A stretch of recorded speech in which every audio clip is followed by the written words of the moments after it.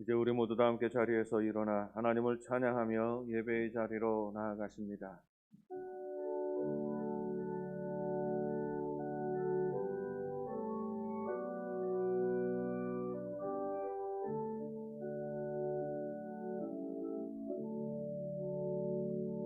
주님 이곳에, 주님 이곳에 우리와 함께 하시네. 나의 몸과 맘 경배드리네. 주님 이곳에 계시네. 나를 보내신 아버지께서 이끌지 아니하시면 아무도 내게 올 수 없으니 오는 그를 내가 마지막 날에 다시 살리리라. 선지자의 글에 그들이 다 하나님의 가르치심을 받으리라 기록되었은즉 아버지께 듣고 배운 사람마다 내게로 오느니라. 하나님은 영이시니 예배하는 자가 영과 진리로 예배할지니라. 존귀하신 아버지 하나님, 영광을 홀로 받으시옵소서. 사모하는 심령으로 주님 앞에 나와 예배하는 심령들에게 이 시간도 합당한 주의 은혜를 풍성히 부어 주옵소서. 예수님의 이름으로 기도드립니다.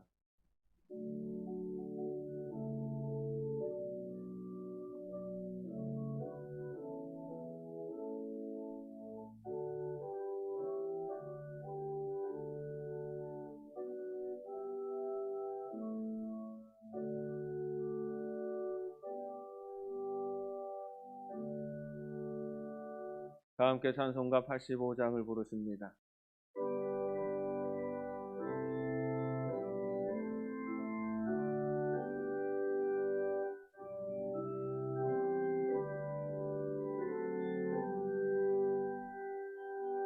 고조를 생각만 해도 이렇게 좋거든.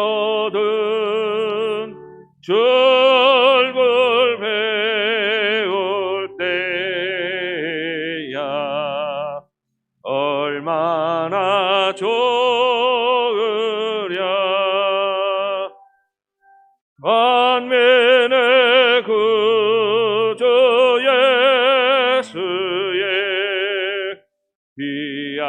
이름은 전체에 있는 이름 중 피할 데 없도다.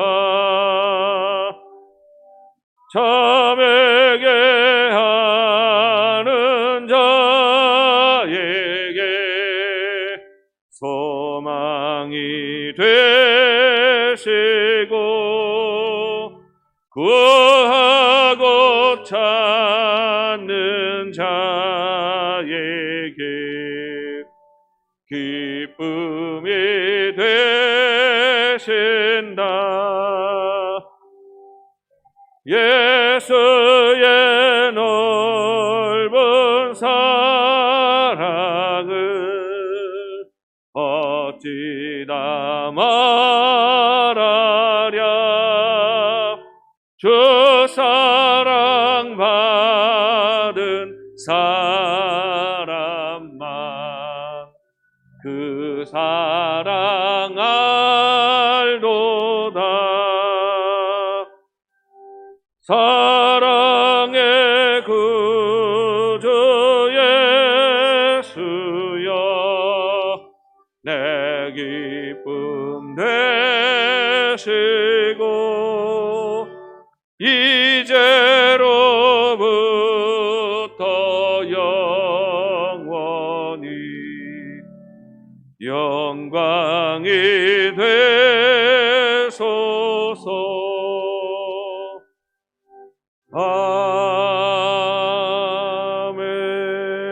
아멘.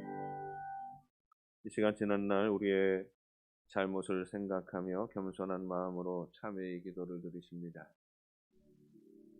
아버지 하나님, 은혜를 감사합니다. 한량없는 은혜와 사랑으로 죄 백성들을 돌보시고 인도하시고 오늘도 거룩하고 복된 성의를 구별하여 주님 앞에 나와 하나님을 찬미하며 예배하게 하시니 감사합니다.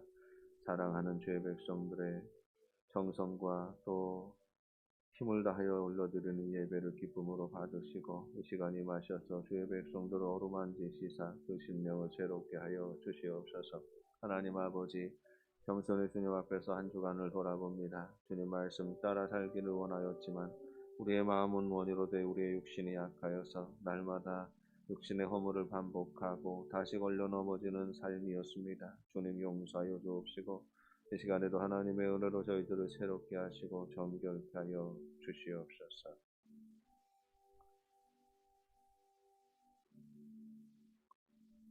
하나님께서는 자신의 죄를 진정으로 고백하는 자들에게 이렇게 말씀하십니다. 너희가 전에는 백성이 아니더니 이제는 하나님의 백성이요 전에는 긍휼을 얻지 못하였더니 이제는 긍휼을 얻은 자니라. 아멘. 다 함께 사도신경으로 우리의 신앙을 고백하십니다.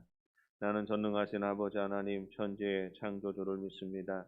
나는 그의 유일하신 아들 우리 주 예수 그리스도를 믿습니다.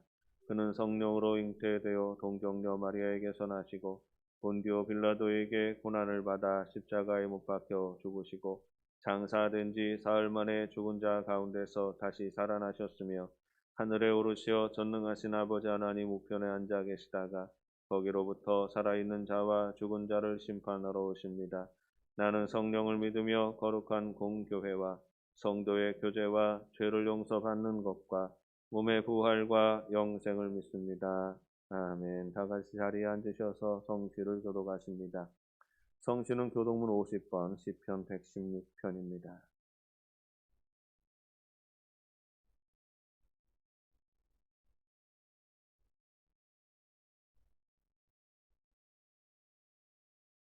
여호와께서 내 음성과 내 간구를 들으심으로 내가 그를 사랑하는도다.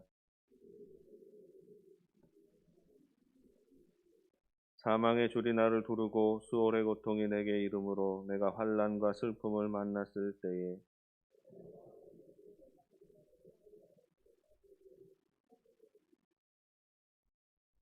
여호와는 은혜로우시며 의로우시며 우리 하나님은 긍휼이 많으시도다.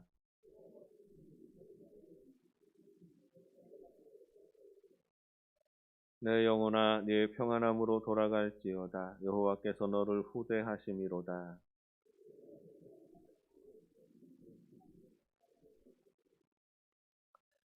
내게 주신 모든 은혜를 내가 여호와께 무엇으로 보답할까? 여호와의 모든 백성 앞에서 나는 나의 소원을 여호와께 갚으리로다.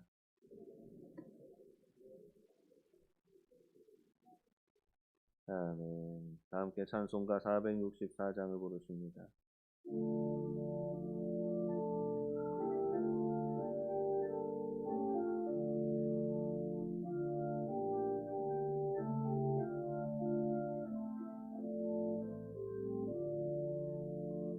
믿음의 새빛을 밝히는 마음으로 주의 길 나서는 하나님 백성들 언제나 밝은 마음 믿음으로 살면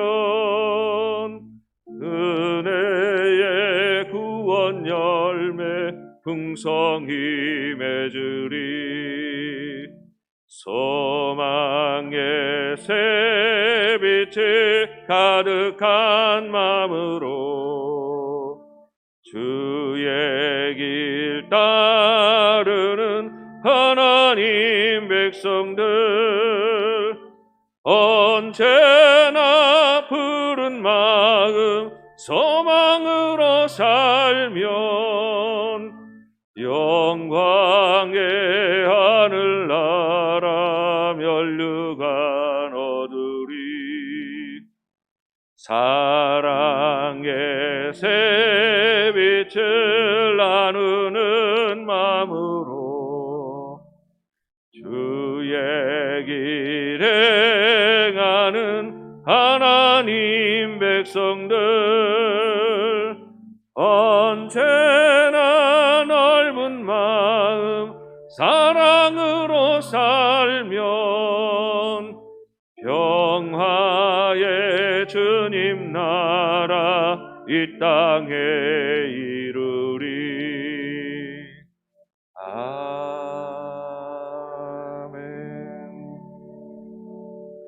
이 시간 함께 기도하실 때에 김덕태 장로님께서 기도 인도하십니다.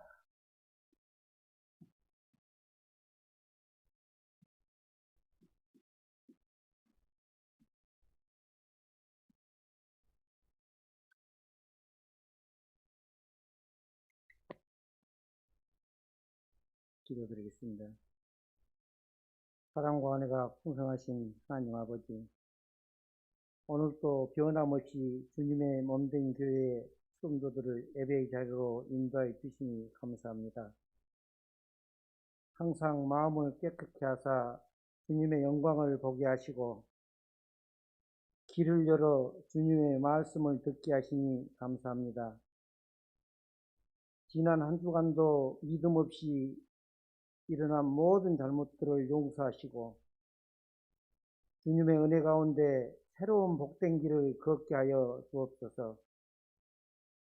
하나님 아버지, 코로나 바이러스 감염이 확산될 경우 지금보다 더 큰 파고 4차 유행이 닥칠 수 있다는 우려가 팽배해지고 있는 것이 작금 현실입니다. 코로나 바이러스로 인한 길고도 긴 광란의 물결에 휩싸인 문제의 근원을 깨닫고 철저히 해결하지 않는 인간의 무능함과 아둔함을 채찍을 가하시고 용서해 주옵소서. 치료제가 속히 개발될 수 있도록 하나님께서 지혜와 능력을 더하여 주사 하루속히 모든 일상이 정상화될 수 있도록 은혜 내려 주옵소서. 하나님 아버지, 이곳에 영독교회를 세워주시고 구원의 사명을 감당하게 하시니 감사합니다. 저희들은 은혜관 건축이 한층 한층 쌓아 올라가는 것을 볼 때마다 저희들은 하나님께 감사하는 마음뿐입니다. 한층 한층 쌓아 올라가는 은혜관 건축과 같이 저희들의 마음도 주님을 믿는 확실한 믿음의 마음을 쌓이게 하사 모든 영도 가족들이 합심하여 목표를 세우고 은혜관 건축으로 인하여 새롭게 도약하여 부흥되기를 소망하며 우리가 속해 있는 모든 것들이 축복의 통로가 되게 하여 주시고 모든 성도들이 축복받아 나누고 누리는 교회가 되길 주님께서 인도하여 주옵소서. 하나님 아버지, 다음 세대를 위해 기도합니다.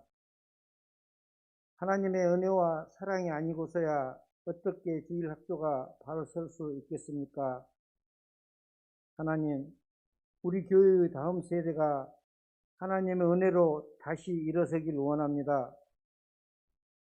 코로나로 인해 침체되어 있는 주일학교를 붙잡아 주옵소서. 학생들에게 힘을 주사 하나님을 갈망하는 마음을 허락하시고 하나님의 사랑으로 말미암아 새 힘을 얻기를 원합니다. 수고하는 교사들에게 성령의 충만함을 허락하사 하나님의 도우심을 갈망하며 나아갈 때 그들의 입술에 큰 건세를 더하여 주옵소서. 애써 수고하고 기도하는 담당 교육자에게 능력과 지혜를 더하여 주옵소서. 하나님 아버지, 코로나로 인한 어려운 시기에 대신방이 시작되었습니다.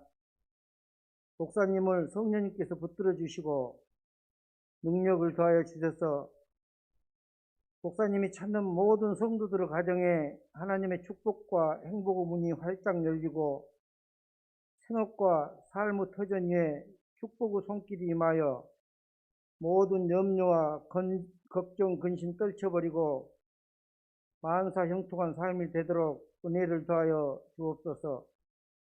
하나님 아버지, 주님의 몸된 교회에 새 일꾼을 세우고자 계획하고 기도하고 있습니다. 하나님께서 예비하신 일꾼들이 세워질 수 있도록 은혜 내려 주옵소서. 하나님 아버지, 오늘도 생명의 말씀을 들고 당위에 서신 목사님께 성령의 능력으로 붙들어 주시고 말씀을 통하여 주님이 주시는 참된 평안과 기쁨을 얻는 시간이 되게 하옵소서. 예배를 위하여 헌신하신 모든 이들에게 축복하여 주옵소서. 우리를 사망에서 생명의 길로 인도하여 주신 예수 그리스도 이름으로 기도드립니다. 아멘.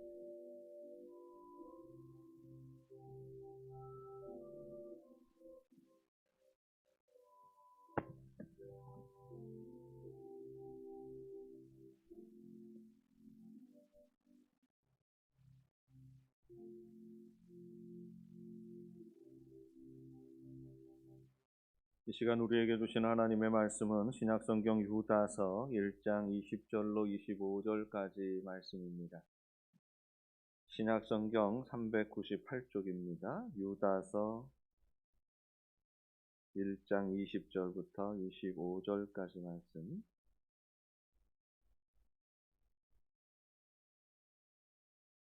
봉독하겠습니다. 사랑하는 자들아, 너희는 너희의 지극히 거룩한 믿음 위에 자신을 세우며 성령으로 기도하며 하나님의 사랑 안에서 자신을 지키며 영생에 이르도록 우리 주 예수 그리스도의 긍휼을 기다리라. 어떤 의심하는 자들을 긍휼히 여기라. 또 어떤 자를 불에서 끌어내어 구원하라. 또 어떤 자를 그 육체로 더럽힌 옷까지도 미워하되 두려움으로 긍휼히 여기라. 능히 너희를 보호하사 거침이 없게 하시고 너희로 그 영광 앞에 흠이 없이 기쁨으로 서게 하실리 곧 우리 구주 홀로 하나이신 하나님께 우리 주 예수 그리스도로 말미암아 영광과 위엄과 권력과 권세가 영원 전부터 이제와 영원토록 있을지어다. 아멘. 예수님에게는 육신의 형제들이 있었습니다. 예수님은 4명의 남동생들이 있었습니다. 그들의 이름은 야고보와 요셉과 시몬과 유다입니다. 그리고 예수님은 누이들도 있었습니다. 그래서 시집간 누이들도 존재하고 있었습니다. 그런데 예수님의 형제들은 예수님이 공생의 기간 중에 예수님을 믿지 않았습니다. 예수님이 스스로 메시아로 자신을 드러내시고 가르치시고 설명하시는 주님의 말씀을 받아들이지 않았습니다. 그렇게 주님을 받아들이지 않는 데에도 일리가 있습니다. 어려서부터 형님을 보아왔지 않습니까? 예수님을 보면서 자랐었는데 같은 집에서 자랐던 형님이 어느 날 메시아라고 이야기를 하니까 수긍할 수가 없는 겁니다. 받아들이지를 않는 것이지요. 요한복음 7장 5절에 보면 이는 그 형제들까지도 예수를 믿지 아니함이로라 했습니다. 믿음이 들어가지를 않는 거예요. 너무나 잘 알고 익숙한 분이기 때문에 믿을 수가 없는 것입니다. 형제들뿐 아니라 친척들도 마찬가지였지요. 친척들은 예수님이 이렇게 공생의 사역을 시작하시고 말씀 전하시는 일들을 행하시는 것이 못마땅했습니다. 그래서 마가복음 3장 21절 말씀에 보면 예수의 친족들이 듣고 그를 붙들러 나오니 이는 그가 미쳤다 하밀러라 이렇게 기록하고 있어요. 온 가족들, 친척들, 친지들도 예수님에 대해서 좋게 여기지 않는 겁니다. 예수님의 사역에 대해서 귀히 보지 않습니다. 그래서 친척들이 예수님을 붙잡으려고 나오게 되고 또 친척들의 핀잔을 들으면서 예수님의 형제들이 직접 예수님을 붙잡으러 나오지요.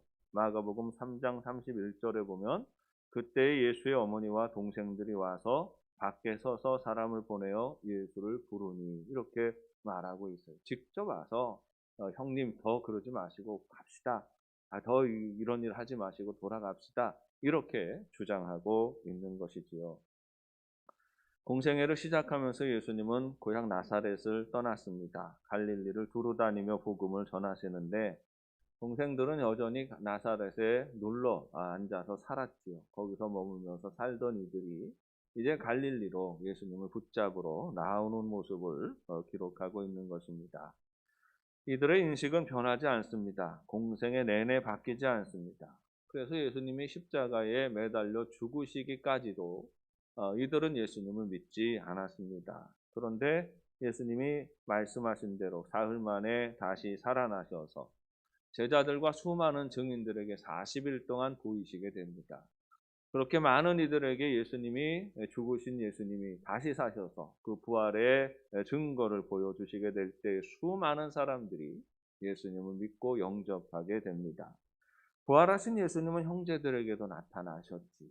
야고보와 요셉과 시몬과 유다에게도 나타나셔서 부활하신 몸을 보이시며 예수님의 복음을 다시 전하시게 되는 것입니다. 그럴 때에 그 부활하신 예수님을 만날 때에 그 형제들이 믿지 않을 수가 없었던 것이죠. 그토록 안 믿으려고 몸부림쳤는데 부활하신 주님을 만나니까 안 믿을 수가 없는 겁니다. 압도적으로 예수님을 받아들이게 되고 영접하게 됩니다. 그리고 신실한 믿음의 사람이 되는 것이지요. 사도행전 1장 16절 말씀에 보면 여자들과 예수의 어머니 마리아와 예수의 아우들과 더불어 마음을 같이하여 오로지 기도에 힘쓰더라 했습니다. 승천하신 예수님을 배웠고 돌아온 제자들과 또 처음 교회를 시작한 무리들이 있었는데 이 처음 함께 모여서 기도하는 무리들 안에 예수님의 어머니 마리아와 예수님의 동생들이 자리하고 있는 것입니다. 처음부터 교회를 세우는 일에 헌신하고 기여하게 되는 거지요. 야고보는 후에 초대교회 위대한 지도자가 됩니다. 특별히 예루살렘 교회를 대변하고 복음의 정통성을 지켜가는데 중요한 역할을 감당하게 됩니다. 초대교회 예루살렘 교회의 대표자가 누구냐라고 할 때에 베드로도 아니고 요한도 아니고 야고보를 그렇게 대표자로 쳐줍니다. 그렇게 높여줄 만큼 많은 사람들을 이끄는 덕망 있는 위대한 지도자가 됩니다. 교회를 지키는데 중요한 역할을 감당하다가 서기 62년경에 순교하지요. 그의 동생 유다도 마찬가지입니다. 예수님을 만나요. 부활하신 예수님을 만나고 그때부터 예수님을 믿고 예수의 증인이 되어서 살아갑니다. 그도 역시 하나님의 교회를 온전히 섬기다가 서기 70년경에 순교하게 됩니다. 그들은 누구보다도 치열하게 복음의 증인으로 살다가 죽었습니다. 그들이 지키고자 한 것은 무엇입니까? 그들은 교회를 지키려고 했고 복음의 순수함을 지키려고 했습니다. 한때 그들이 믿지 않았던 복음이죠. 한때 그들이 받아들이지 않았던 복음입니다. 그러나 부활하신 예수님을 만나고 난 후에 받아들인 그 복음을 전하고 또 지키는데 한평생을 살았던 것입니다. 예수님의 보혈이 우리를 정결하게 하고 주님의 십자가가 우리를 구원하신다는 믿음입니다. 이 복음에 순전성을 지키기 위해서 이분들은 온전히 헌신하셨던 것입니다. 유다서는 바로 이런 목적을 가지고 기록된 책입니다. 하나님의 교회를 지키고자 하는 지도자의 마음이 담겨 있고요. 복음의 순수성을 지키고자 하는 그 마음을 담아서 유다서를 기록하고 있는 것입니다. 사랑하는 여러분, 초대교회로부터 교회는 공격받습니다. 도전받습니다. 세상에 도전이 있습니다. 세상의 도전이 무엇입니까? 복음의 순전함을 허물려고 하는 시도입니다. 이런 교활한 시도들이 끊임없이 이어지고 있습니다. 끊임없이 이단들이 일어나 성도들을 미혹합니다. 음란하고 방탕한 세상의 사상과 풍조가 일어나서 항상 교회를 공격하고 교회를 허물어뜨리려고 하는 것입니다.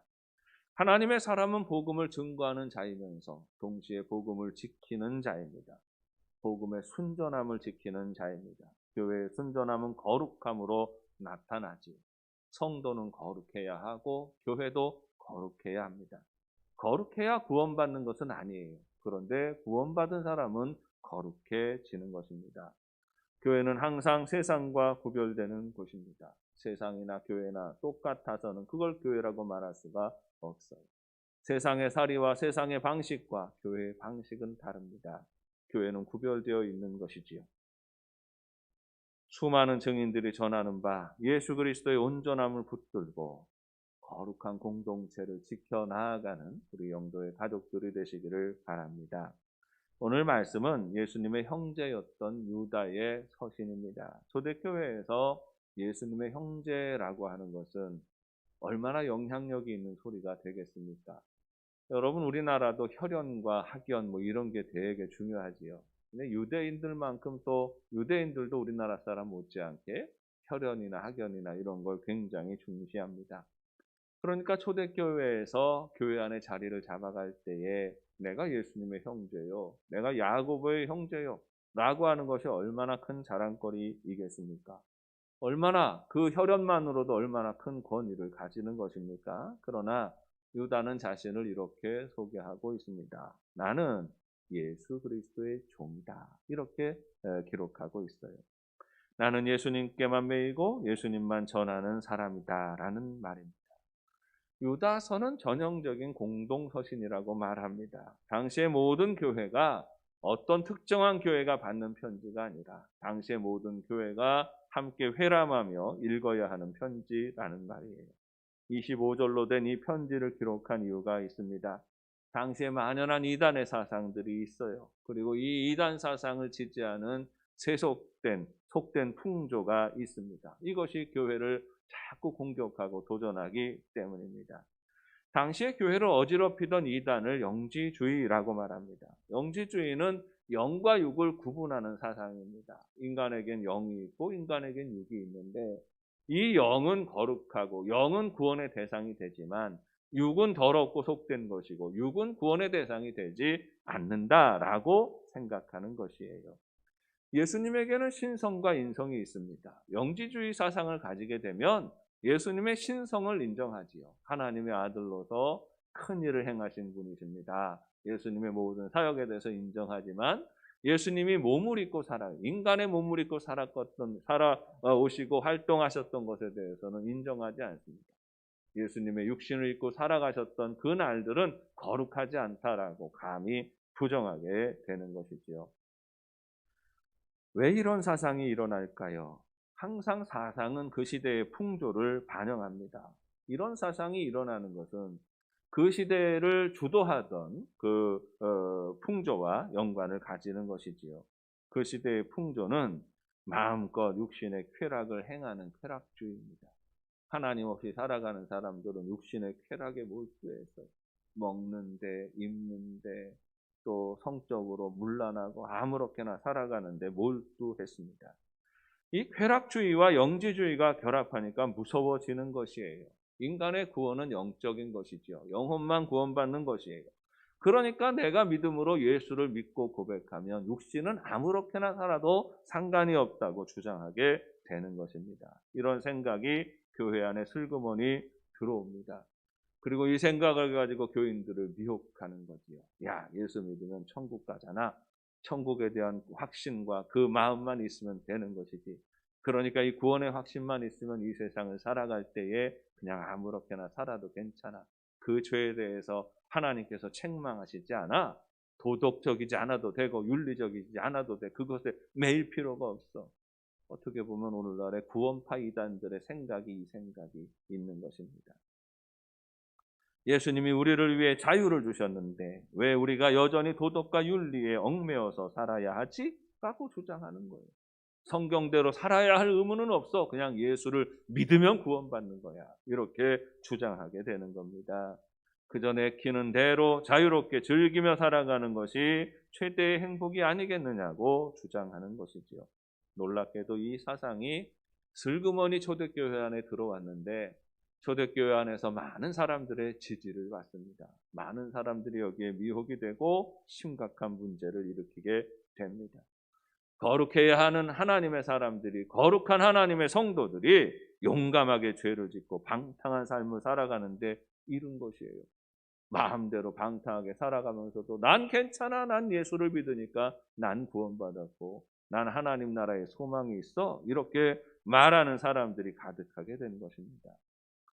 유다서 1장 4절에 보면 가만히 들어온 거짓 교사들이 이 모든 악한 일의 근원이다라고 지적하고 있습니다. 그들의 해악에 대해서 유다는 이렇게 말해요. 우리 하나님의 은혜를 도리어 방탕한 것으로 바꾸고 홀로 하나이신 주제 곧 우리 주 예수 그리스도를 부인하는 자니라, 이렇게 말하고 있어요. 육신의 삶에 대해서 함부로 여겨도 되고 함부로 내던져줘도 된다고 생각하는 이들은 예수 그리스도를 부인하는 자들이다라고 말하는 겁니다. 악한 본능을 합리화해서 교회를 허무는 자들이라는 말이에요. 항상 세상의 풍조는 방탕한 데 있습니다. 교회는 세상에 영향을 미치고 세상은 또 교회에 영향을 미치려고 하죠. 끊임없이 일이 반복되는데 세상의 무기는 방탕한 데 있어요. 이 방탕함으로 교회를 미혹하고 교회를 공격합니다. 거룩한 공동체를 미워하고 거룩한 가치를 무너뜨리려고 하는 것입니다. 그리고 이런 세력들은 계속해서 반복해서 일어나죠. 반복해서 일어나서 지금도 일어나서 하나님의 교회를 공격하는 것입니다. 지금도 이런 거짓 교사들이 교회를 장악해서 온전한 복음을 더럽히고자 하고 주님의 몸된 교회를 허물어뜨리고자 합니다. 오늘날도 교회를 허물어뜨리는 여러 가지 시험 중에 가장 중요한 도전은 방탕하게 만드는 거예요.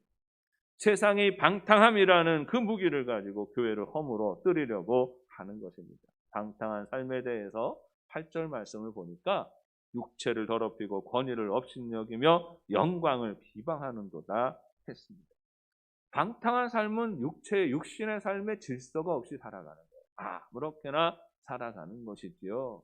남편이 아내가 있는데 또 다른 여자와 교제하고, 아내가 남편이 있는데 또 다른 남자와 교제를 하고, 세상에 많은 여러 가지 일들이 그저 육신의 즐거움을 탐닉하는데 매어서 살아가는데 아무런 부끄러움이 없게 만들어 버리는 거죠. 음란하고 방탕하게 살아가면서도 부끄러움을 가지지 않게 만드는 것, 이것이 악한 마귀의 괴계이고 도전이 되는 것입니다. 육신의 질서가 무너지게 되면 어떻게 됩니까? 영적인 권위를 업신여깁니다. 교회 안의 질서를 무너뜨리려고 하지. 그리고 하나님의 영광을 항상 회방하고 비난하게 되는 것입니다. 세상은 항상 그렇게 교회를 공격하지. 교회를 도전합니다. 교회가 가지고 있는 전통과 교회가 가지고 있는 생각을 그만 내려놓으라, 이렇게 요구합니다. 요즘 들어 새삼스럽게 그렇게 말하는 것이 아니라 2000년 전서부터 이런 일들이 있었습니다. 그리스도인들은 도덕적인 그런 민감함이 있어요. 그래서 우리가 하나님 앞에 온전히 살지 못했다라고 하는 것에 대한 늘 죄책감을 가지고 있습니다. 마귀가 이걸 공격하는 거죠.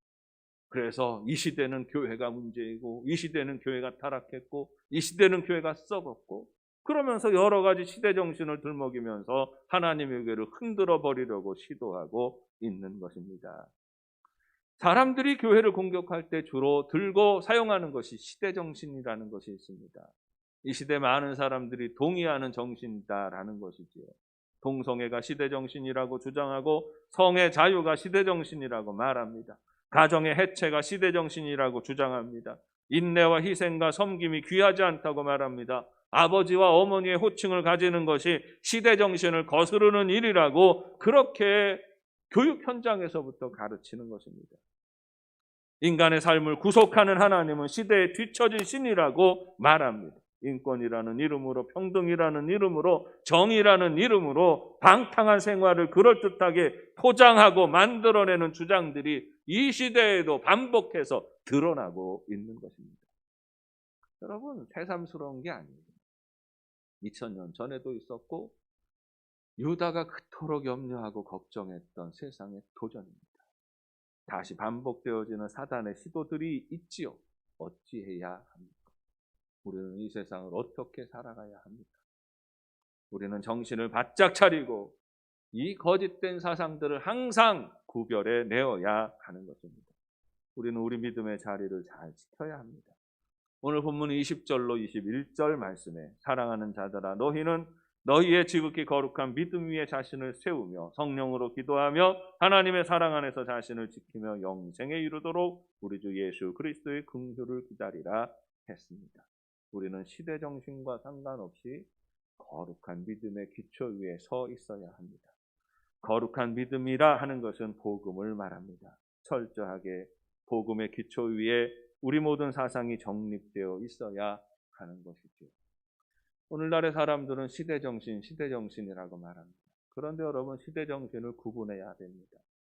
세상을 유익하게 하는 시대정신이 있고 세상을 파괴하고 망하게 하는 시대정신이 있습니다. 세상을 유익하게 하는 시대정신은 하나님의 정신과 일치합니다. 하나님의 뜻에 일치합니다. 세상을 망하게 하는 시대정신은 마귀의 생각과 일치하지요. 여러분, 유익하게 하는 시대정신은 복음적이어야 합니다. 진리로 살아가는 사람들은 항상 거짓을 구분합니다.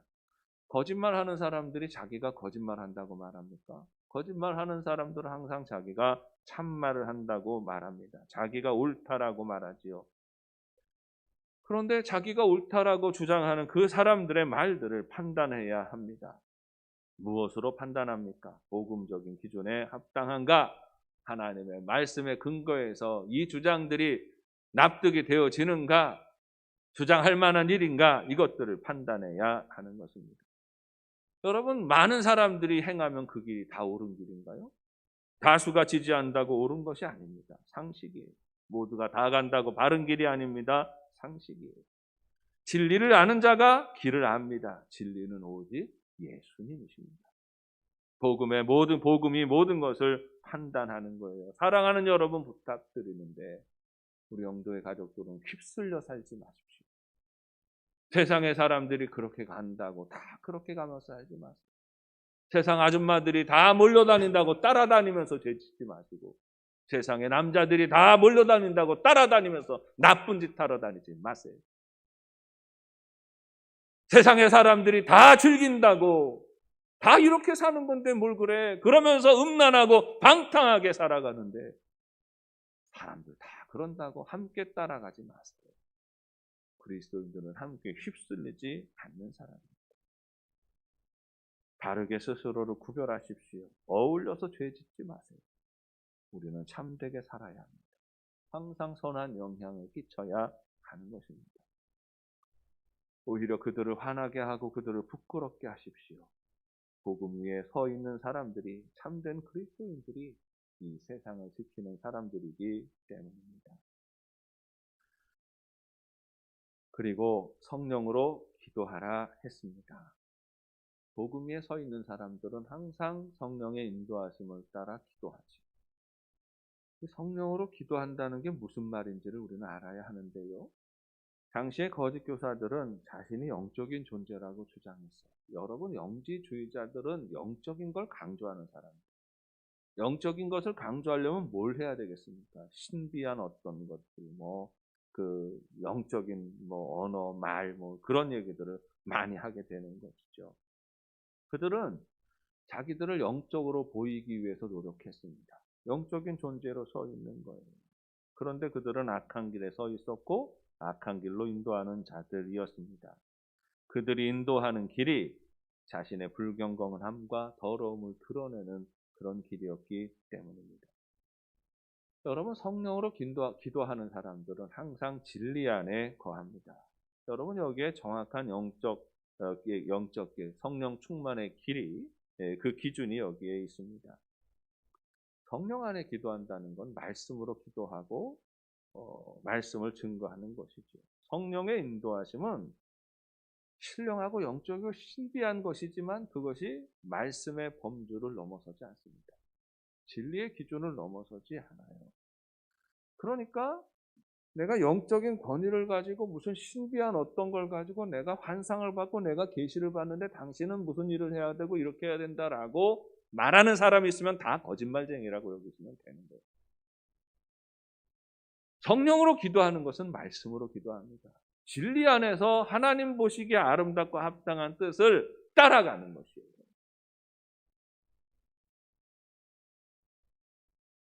신비한 경험을 주장하면서 말씀 안에 서 있지 못하고 말씀과 어긋난 가르침을 하는 이들은 마귀의 종입니다. 지금도 간혹 터지는 부끄러운 일들이 있습니다. 저는 항상 그게 불만이에요. 왜 항상 못된 짓 하는 목사가 있으면 전체 목사가 부끄러워야 돼요. 교회에 어떤 리더가 또 나쁜 짓 하는 리더가 하나 있으면 왜 교회는 또 다 같이 부끄러워야 되는지. 그게 늘 불만인데 그게 끊어지지가 않습니다. 잊어버린다 하면은 또 나쁜 짓 저지르는 인간이 하나씩 튀어나오죠. 교회 목사라는 자가 성도들을 미혹합니다. 성적으로 학대하는 사례가 나타나기도 하고 때로는 수많은 거짓말로 성도들을 미혹하여서 경제적으로 착취하는 경우도 있습니다. 목사라는 자가 때로는 기독교의 리더라는 자가 신비한 영성과 권위를 빙자해서 성적으로 범죄하고 연약한 성도들을 악한 길로 빠지고 넘어지게 하는 경우가 있어요. 이해가 되지 않습니다. 야, 이 사람들은 왜 저 사람 말에 그렇게 들을 수 있을까? 말도 안 되는 일들을 왜 같이 할까? 왜 성적으로 나쁜 짓을 저지르는데 가만히 있을까? 다 뭐냐 하면 자기가 가지고 신비해 보이는 무슨 영적인 어떤 걸 가지고 교활한 교솔로 넘어지게 하는 거예요. 말씀으로 사람을 죄짓게 하는 게 아니죠. 항상 교활한 교솔로. 거기에는 신비하고 뭐 여러 가지 거짓말, 내가 환상을 받고 계시를 받고 뭐 내가 기도해 보니까 당신 남편 떠나서 나한테 와야 돼. 전형적으로 이만희가 한 거짓말 아니에요. 거짓말을 남발해요. 영적인 권위를 주장한답시고 수많은 거짓말을 남발해요. 거짓말을 통하여서 말씀을 넘어서고 말씀의 권위를 넘어서고 말씀의 질서를 넘어서는 그런 짓을 저지르는 것이에요. 이단이고 사이비이고 마귀의 종이 되는 겁니다. 초대교회 때부터 있던 자들이에요. 새삼스럽게 등장하는 게 아니고 초대교회 때부터 있었습니다. 유다가 거짓 교사라고 맹렬히 공격하는 이들이 2000년 전이나 지금이나 존재합니다. 우리는 그들을 잘 구별해낼 줄 알아야 합니다. 그리고 거짓 교사는 물리치고 쫓아내야 하는 것입니다. 사랑하는 여러분, 성령으로 기도하는 것은 말씀의 범주를 지키는 것입니다. 말씀에 충만히 깨어있고 붙들려 있는 사람이 성령으로 기도하는 거지, 말씀을 하나도 가까이 하면서 성령 충만하다라고 말하는 사람들이 다 거짓말쟁이. 그런데 미혹되지 말아야 됩니다. 진리 안에서 기도해야 합니다. 말씀으로 기도해야 돼요. 그것이 자신을 바르게 하고 교회를 온전히 하는 길이기 때문입니다. 성령의 인도하심을 따라서 항상 이 말씀의 기반 위에 든든히 서 있는 우리 영도의 가족들이 되시기를 바랍니다. 셋째로, 우리는 하나님의 사랑 안에 있어야 합니다. 오늘 말씀은 이렇게 말해요. 하나님의 사랑 안에서 자신을 지키고 그리스도의 긍휼을 기다리라 했습니다. 21절 말씀을 새번역 성경으로 읽으면 하나님의 사랑 안에 머무르면서 자신을 지키고 영생으로 인도하는 우리 주 예수 그리스도의 자비를 기다리십시오 했습니다. 여러분, 그리스도인의 사명은 뭐냐 하면 거룩해지는 거죠. 이 거룩한 삶의 첫걸음은 하나님의 사랑 안에 거하는 것입니다. 요한복음 15장 9절에서 예수님은 이렇게 말씀하십니다. 아버지께서 나를 사랑하신 것 같이 나도 너희를 사랑하였으니 나의 사랑 안에 거하라 했습니다. 하나님의 사랑 안에 머물러 살아가는 것이 올바른 신앙의 첫걸음이죠. 여러분, 하나님 사랑 안에 머무는 게 뭡니까? 하나님의 사랑을 신뢰하는 겁니다. 하나님의 임재를 신뢰하는 것이에요. 여러분, 그리스도의 생명이 뭔 줄 아십니까? 그리스도의 생명은 임마누엘의 경험이에요. 지금 하나님이 나와 함께 하신다라는 것입니다. 여러분, 우리의 믿음이 시험받고 믿음이 허물어질 때의 특징이 뭔 줄 아십니까? 아, 하나님이 나한테 좀 멀리 계시는구나. 이 문제에 대해서는 하나님이 나한테 응답하시지 않으시나 보다. 아유, 하나님이 정말 계신가? 이런 의심이 슬그머니 들어와서 마음을 지배하는 것이 우리 믿음이 허물어지는 조건. 여러분, 그리스도인이 살아갈 때 가장 중요한 것은 하나님이 지금 나와 함께 하시다라고 하는 이 의식이 항상 분명해야 합니다. 우리 온 성도들이 사랑하는 말씀이 있습니다. 이사야 41장 10절 말씀이지요. 두려워 말라, 내가 너와 함께함이니라. 놀라지 말라, 나는 내 하나님이 됨이니라. 내가 너를 굳세게 하리라. 참으로 너를 도와주리라. 참으로 나의 의로운 오른손으로 너를 붙들어 주리라. 여러분, 이 말씀을 우리는 언제 외워야 됩니까? 수술하러 들어갈 때? 또 어떤 근심 하나, 살다가 뭐 문제 하나 생겼을 때? 여러분, 그때만 이 말씀을 읽고 묵상합니까? 아니에요. 우리 매일매일 매 순간순간마다 우리는 나와 함께 하시는 하나님, 의로운 오른손으로 나를 붙들어 주시는 하나님을 의식하며 살아야 돼요. 그 하나님을 믿고 살아가야 되는 겁니다. 하나님은 한 번도 우리를 떠나신 적이 없으세요. 하나님은 한 번도 우리를 버리신 적이 없으세요. 하나님은 한 번도 우리를 놓아놓으시는 그런 적이 없으세요. 하나님은 항상 우리 곁에 계시고 손잡아 주시기를 원하십니다. 믿음은 그것이에요. 하나님의 사랑 안에 거한다는 것은 지금 나와 함께 하시는 하나님을 믿는 것입니다. 지금 하나님이 나와 함께 하시고 나를 도우실 것을 확신하는 것입니다. 왜 우리가 하나님의 사랑 안에 머물러야 하고 왜 우리가 나와 함께 하시는 하나님을 고백해야 됩니까? 나와 함께 하시는 하나님을 확인하는 순간 우리는 여유가 생겨요. 여러분, 이게 굉장히 중요한데요. 신앙생활을 해도 영적인 여유가 없이 살아가는 사람들이 있어요. 늘 하둥바둥바둥 이러면서 누구를 돌볼 틈도 없고 누구에게 인사할 틈도 없고 누구에게 사랑을 베풀고 할 틈도 없어요.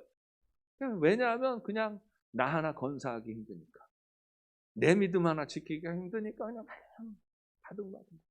왜 그런 줄 아세요? 지금 나와 함께 하시는 하나님을 신뢰하지 못하니까 아둥바둥하는 거예요.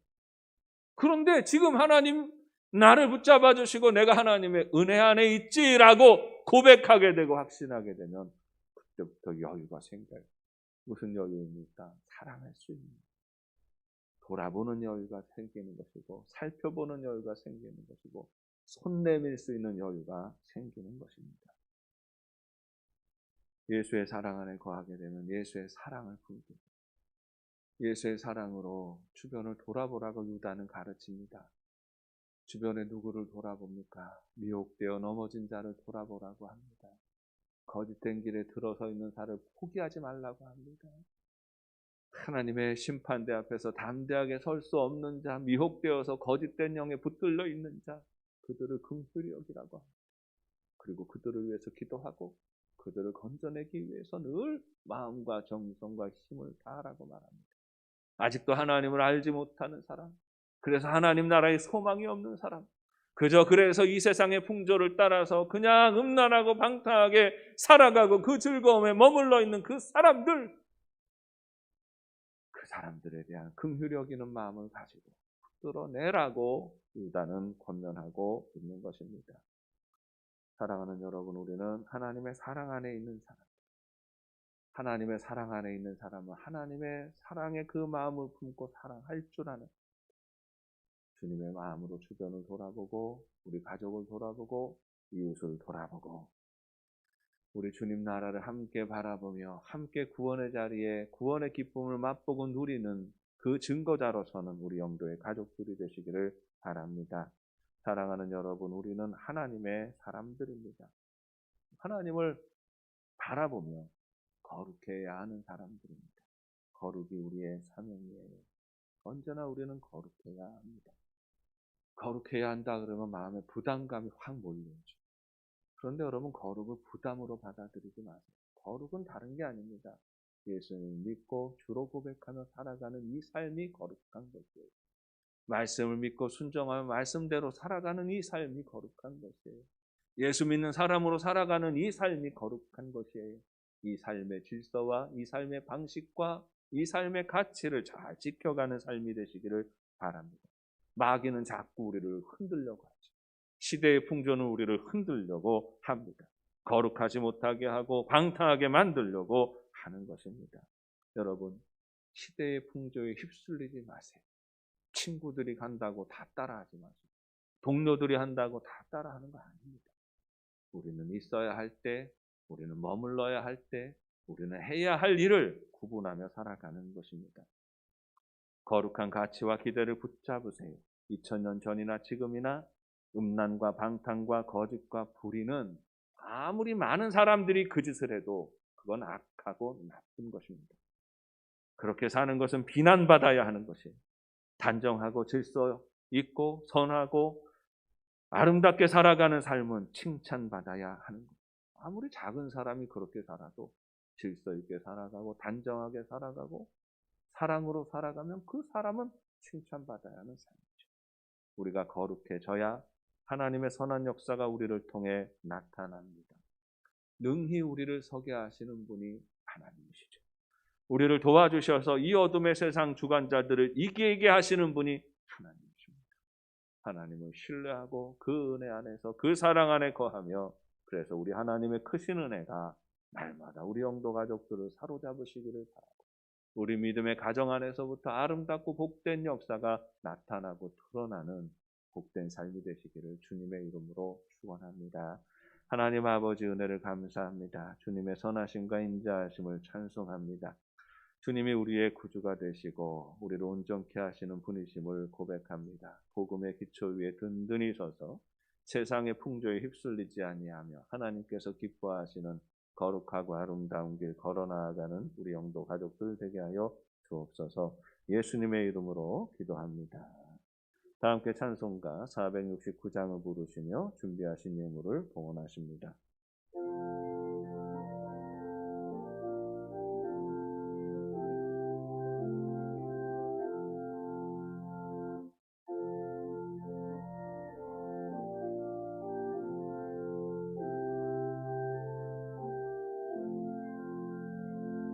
내 주 하나님 주만 따라 가게 하소서.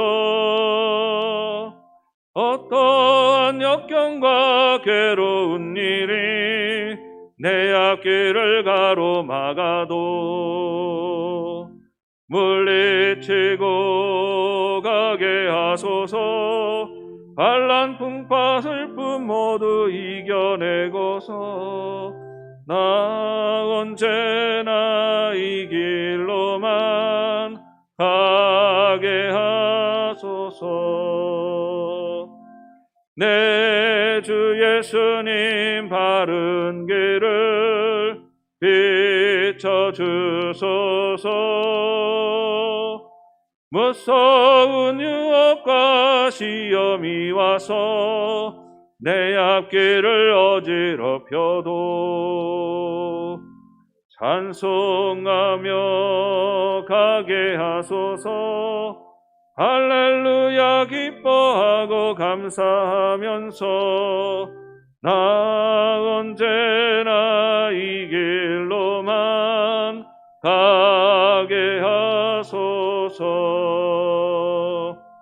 나의 성령님 순종의 길 인도하소서.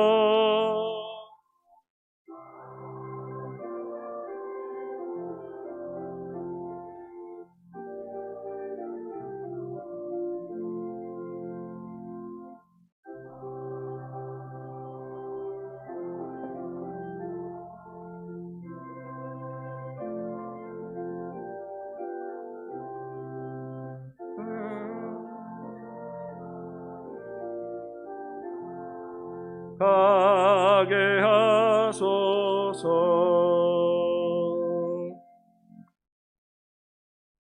믿음의 주가 되시고 주님의 백성들을 온전케 하시는 우리 주님을 바라봅니다. 주님의 은혜가 아니면 단 한순간도 홀로 살아갈 수 없는 연약한 존재들임을 고백하며 감사와 찬송과 영광을 올려드립니다.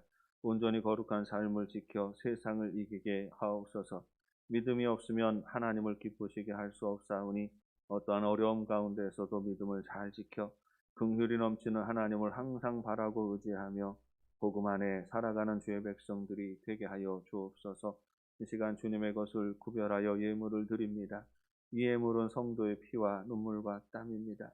이 예물이 귀하게 구별되어 하나님 나라의 지경이 확장되어지는 데에만 쓰이게 하여 주옵소서. 드리는 손길마다 주님의 위로와 축복이 넘치게 하옵소서. 믿음의 가정에 복 주셔서 평강에서 평강으로 인도하여 주옵소서. 부부간에는 더욱 정이 깊어지게 하시고 형제간에는 더욱 우애하게 하시며 사랑하는 자녀들은 온전히 예수를 주로 고백하며 한 마음으로 주님과 동행하는 삶이 되게 하여 주옵소서. 믿음의 기업을 축복하여 주시고 하늘의 기름 부으심이 나타나게 하시고 수고하고 애쓰고 땀 흘릴 때에 물질의 복이 풍성하게 하여 주옵소서. 육신의 질고 중에 있는 이들마다 긍휼히 여겨 주시어서 주님 친히 찾아가 주시고 주님의 보혈의 손으로 어루만져 고쳐 주옵소서. 항해하는 선원 가족들 안전을 늘 지켜주시고 오늘도 타향에서 수고하는 우리 아들 딸들의 걸음을 온전히 인도하여 주시옵소서. 주님의 몸된 영도교회 더욱 거룩하게 하시고 성령님이 운행하시는 교회 되게 하옵소서. 이 교회를 통하여 흐르는 생명수 샘물이 늘 풍성하게 하시고 이 땅 가운데 하나님의 구원의 역사를 크게 나타내는 교회가 되게 하옵소서. 우리의 거룩한 참 생명과 소망이 되시는 예수님의 이름으로 기도드립니다.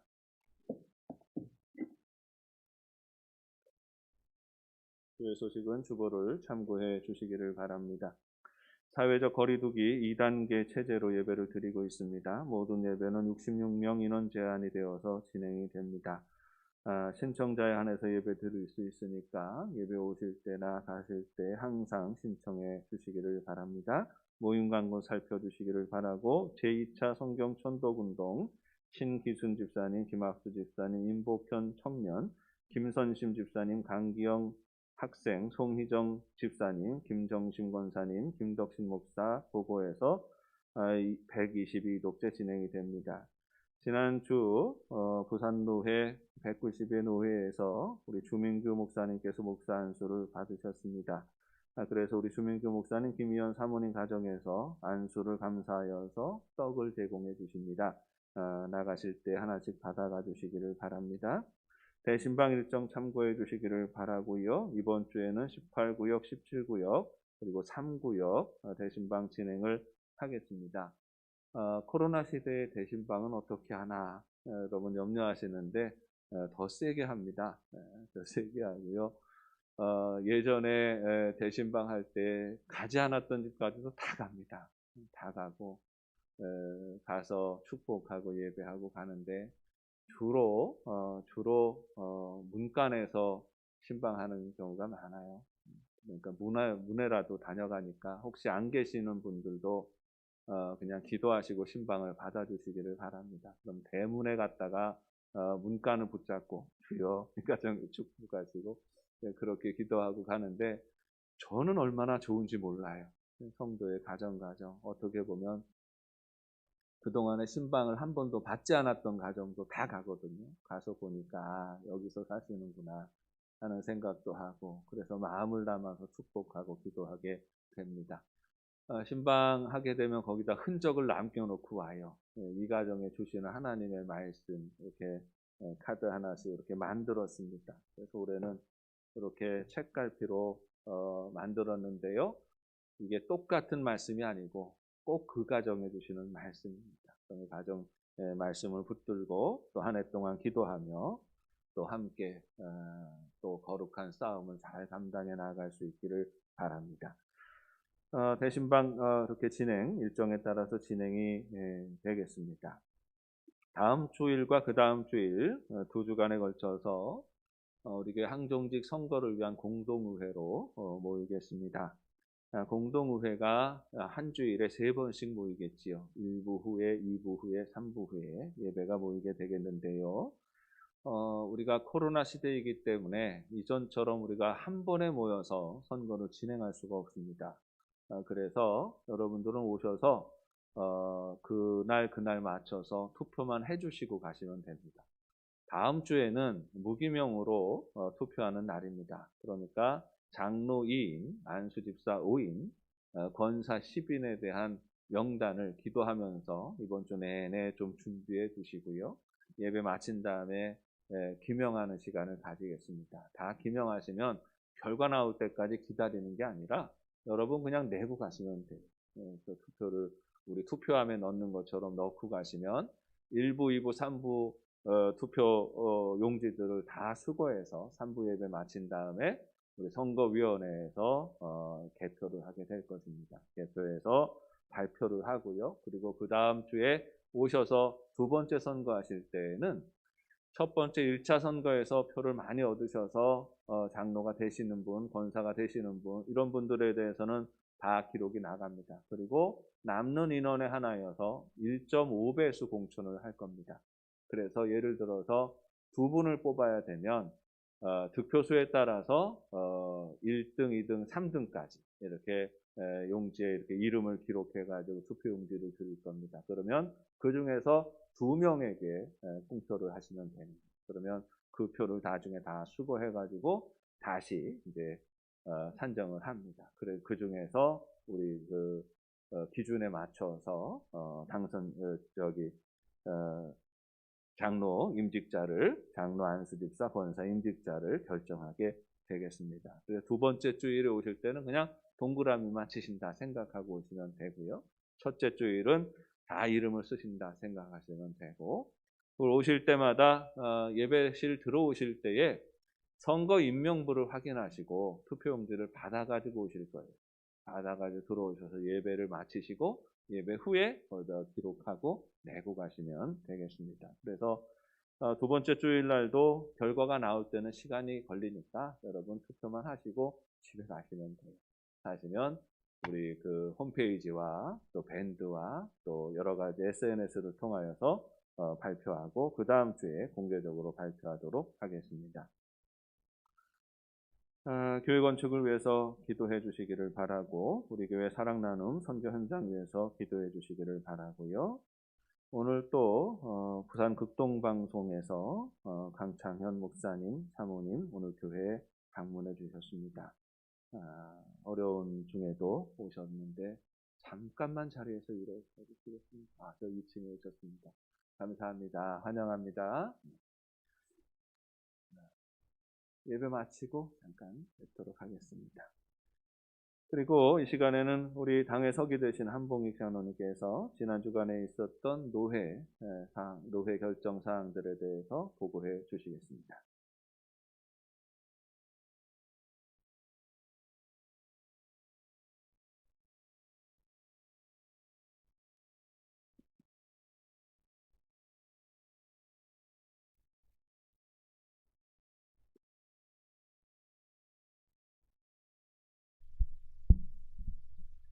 예, 지난 화요일 날 개최됐던 부산노회 보고 드리겠습니다.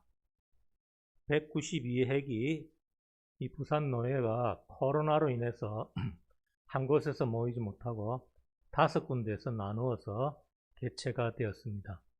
많은 일들이 있었지만은 우리 영덕교회와 관련된 3가지만 말씀드리겠습니다. 첫째, 김진효 목사님, 부목사님으로서 계속 청원 허락이 있었습니다.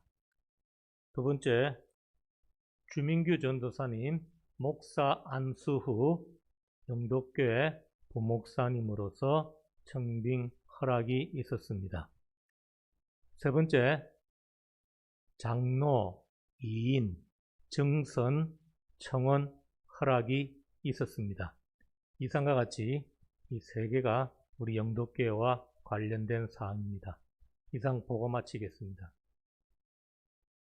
네, 우리 주민규 목사님이 지난 주간에 안수를 받았어요. 그러니까 이제부터는 목사가 되겠습니다. 그러면 전도사님이라고 부르시면 벌금을 10,000원씩 받겠습니다. 여러분 축복해 주시고요. 제가 안수받고 난 다음에 따로 만나서 우리 목사님에게 몇 가지 이렇게 이야기를 나누다가 됐어요. 내가 목사님을 축하할 일인지는 잘 모르겠습니다.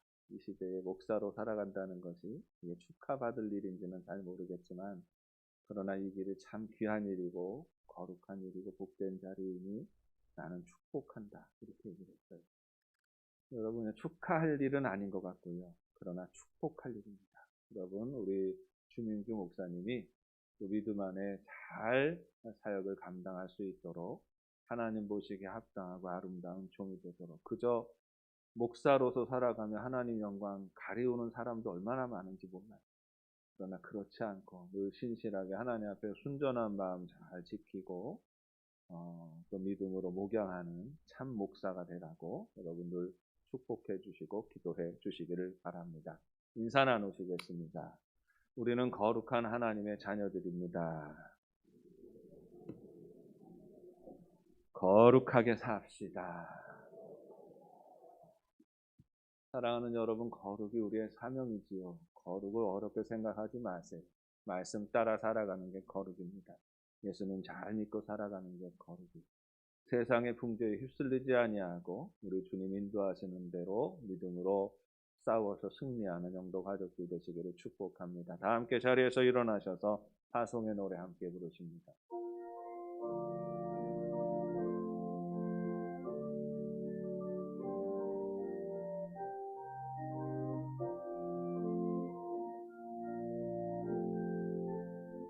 이 땅에 내 삶이 비록 버겁더라도